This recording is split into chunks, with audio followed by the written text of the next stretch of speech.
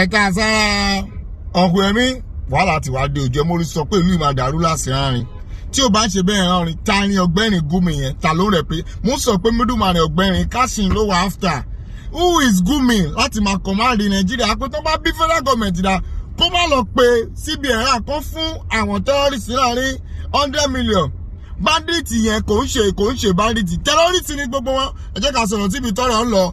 ẹ̀túnmù Nàìjíríà mìíràn ó dùn mí fún yín à èyí náà ẹ gbà politician láyè kan pọ́ńṣọ yín ọ̀rọ̀ yín dàbí Bedford engine tó nídìí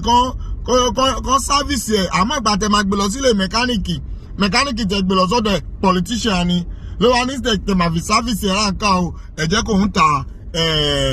engine dewuresa fún yín kán gbé dewuresa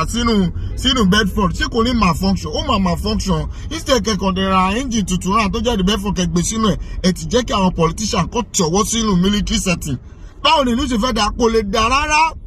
iṣẹ́ tẹ́ bá ṣe kò lè hàn wọ́n kàn máa èpè náà máa ṣẹ́ fún ẹ̀yin náà rò pé ẹ̀yin náà wọ́n rí ẹbí tó jẹ́ civilian àmọ́ ẹbí ni gbogbo wa wọ́n gọ́ọ̀mẹ̀ntì ń pọ̀ ẹ̀yìn ìràwá síra wa ni kábíyèsí akárìgbò ọ̀rọ̀ yìí kàn yín wọ́n pa ẹbí wa kan náà ní ṣàpàdé láìpẹ́ yìí 2 weeks ago tí nǹkan ò bá ṣẹlẹ̀ láìpẹ́ kó má jẹ́ pé tó bá tún pààyàn míì kó má jẹ́ pé wọ́n máa gé orí ọ̀bà sí orí títì o